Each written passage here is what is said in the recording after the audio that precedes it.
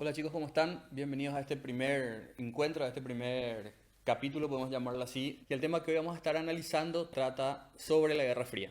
Cuando nosotros empezamos a analizar este concepto, tenemos que analizarlo primero en el tiempo. ¿Dónde se encuentra ubicada la Guerra Fría? Ni bien termina la Segunda Guerra Mundial.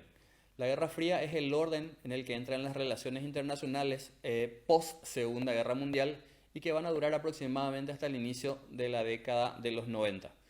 Si tenemos que hacer una definición práctica, una definición del libro de lo que es la Guerra Fría, tenemos que definirla como el conjunto de relaciones económicas, sociales, políticas, tecnológicas, científicas e incluso culturales que van a determinar lo que es el mundo post Segunda Guerra Mundial.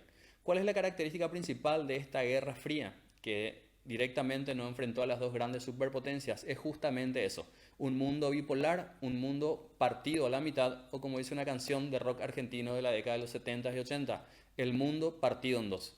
Entonces, ¿cómo se divide este mundo dividido en dos grandes sectores? Por un lado, un bloque occidental capitalista liderado por los Estados Unidos y asociado a la OTAN, y por otro lado, el bloque comunista o bloque oriental liderado por la Unión de las Repúblicas Socialistas Soviéticas y el Pacto de Varsovia. ¿Por qué decimos que toma esa definición justamente de Guerra Fría? Porque el enfrentamiento armado directo entre las dos superpotencias nunca se dio. ¿Quiere decir eso que se vivió en un clima de paz? No tanto.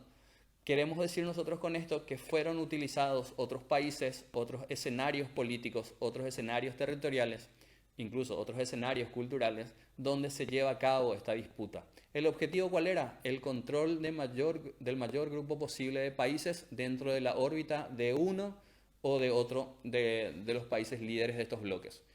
Cuando tenemos que hablar de la Guerra Fría, lo más fácil y el repaso más rápido que tenemos que hacer para tratar de entender en lo que fue la evolución histórica, el proceso político de este periodo que dura casi entre 40 y 50 años, tenemos que analizar lo que fueron los conflictos tipo.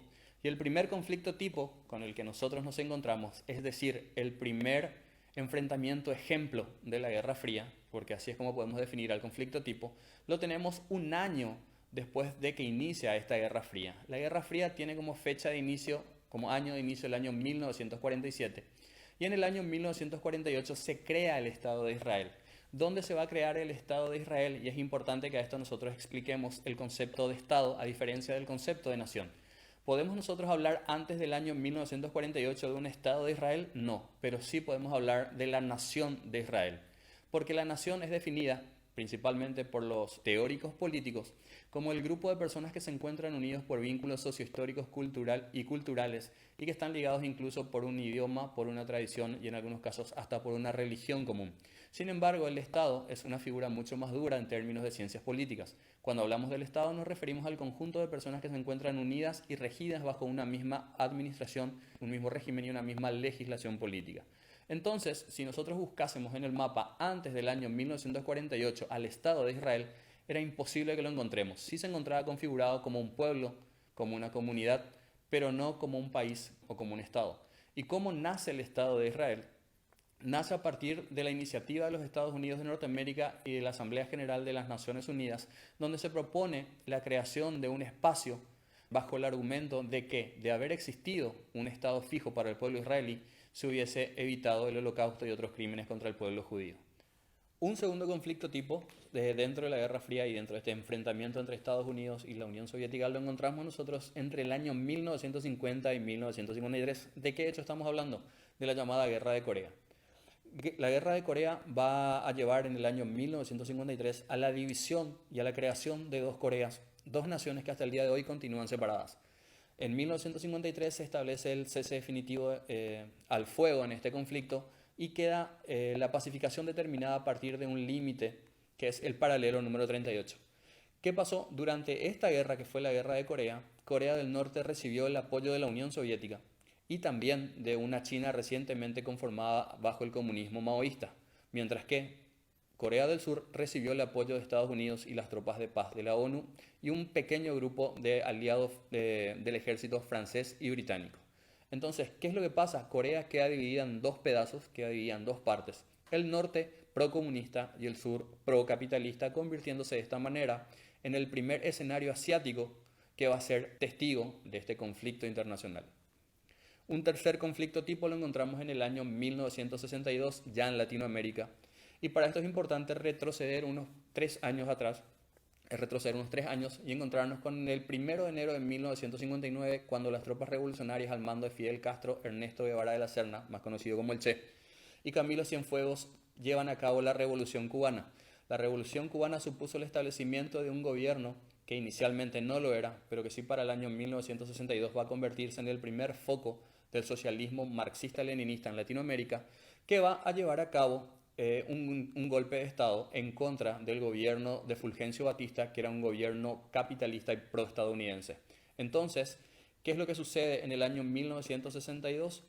Tras 2 intentos de invasión en 1960 y 1961, conocidos como la invasión de Playa Girón y Bahía de Cochinos por parte de Estados Unidos para tratar de tomar nuevamente el control de La Habana, Cuba, bajo el régimen ya de Fidel Castro, trata de establecer vínculos diplomáticos con Moscú, con la Unión Soviética, más específicamente con su líder, Nikita Khrushchev.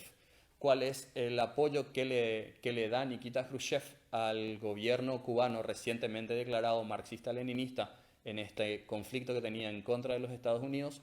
Es el establecimiento de 20 misiles de largo alcance con carga nuclear apuntando desde La Habana a la Florida. Se dice que durante esos 13 días que dura el conflicto de la crisis de misiles, que tienen como protagonista principal en el gobierno estadounidense a Kennedy y en el gobierno cubano a Fidel Castro, fue el momento de más tensión y fue el momento de mayor incertidumbre y donde más fuertemente se desarrolló el temor a un posible holocausto nuclear o al inicio de una tercera guerra mundial. Este conflicto que enfrenta a Estados Unidos y a Cuba también se convierte en el primer conflicto dentro del escenario latinoamericano.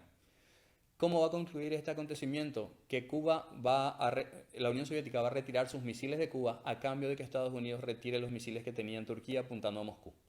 Entonces, posteriormente, un cuarto conflicto tipo que nosotros tenemos es la guerra de Vietnam, donde en la guerra de Vietnam pasa y acontece lo mismo que en la guerra de Corea.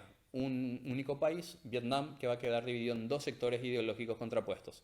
De la misma manera que Corea del Norte había recibido el apoyo soviético y chino bajo la órbita comunista, y el sur había recibido la influencia del régimen capitalista estadounidense, el mismo patrón pasa a manifestarse en Vietnam. Vietnam del Norte va a optar por el apoyo del sistema comunista, liderado por la Unión Soviética, y el sur por el gobierno capitalista. De esta manera, estos son los principales acontecimientos que marcan lo que fue la agenda a grandes rasgos de la Guerra Fría. ¿Y de qué manera se expresa este conflicto en Latinoamérica? Con el surgimiento de dictaduras bajo lo que fue la doctrina de seguridad internacional, la Escuela de las Américas, que tenía asiento en Panamá, o el Operativo Cóndor, que fue la unión estratégica de algunas dictaduras latinoamericanas, donde podemos resaltar nombres como Pinochet, Videla, Bordaberry en el Uruguay, João Batista Figueiredo en el Brasil, Hugo Banzer en Bolivia y Alfredo Stroessner en el Paraguay. ¿Qué sucede y por qué aparecen prácticamente al mismo tiempo todas estas dictaduras?